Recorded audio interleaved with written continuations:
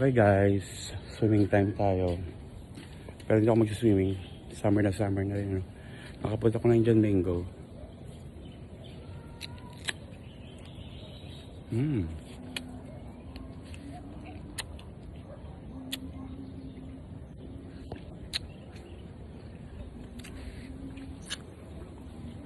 Asim ah.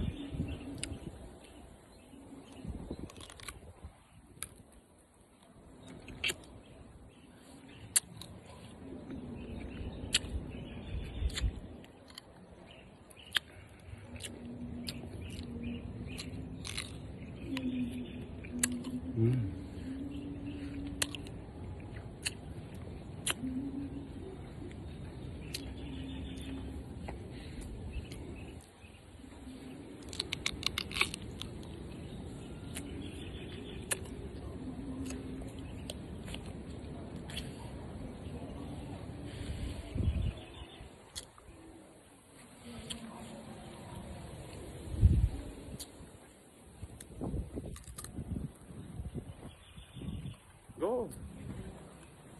I'm not recording you.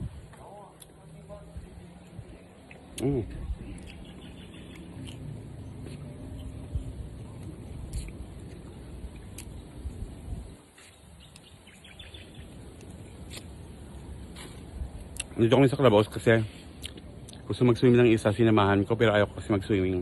You know. May sun. Tapos, ang dami kasi mga Indian Mango dito guys. Sa subdivision na to.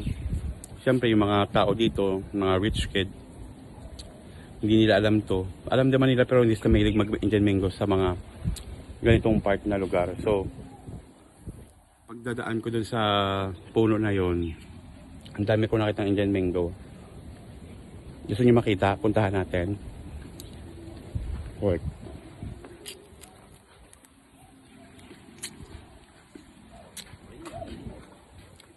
It's sour, but it's okay.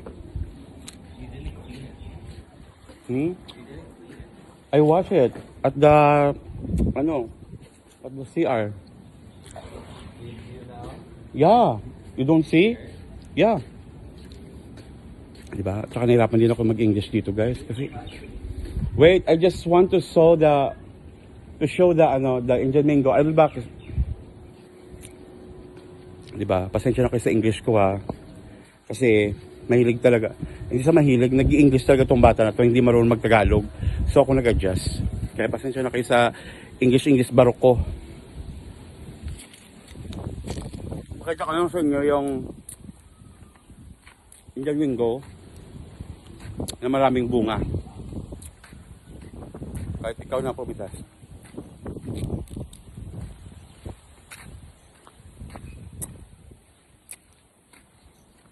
Nag-i-English barok pa nga.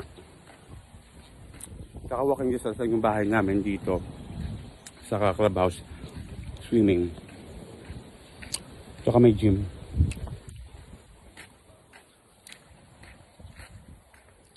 Hello po. Andiyan si Jubo, naliligo eh. Okay. Balikan ko siya. Sinamahan ko lang. Kami trip lang naman.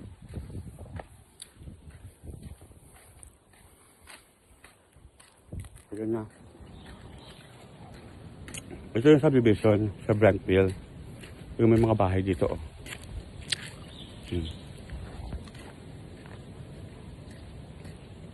Safe kung safe talaga dito guys. Yung mga bahay. Nakikita nyo na ba yung Indian Mango?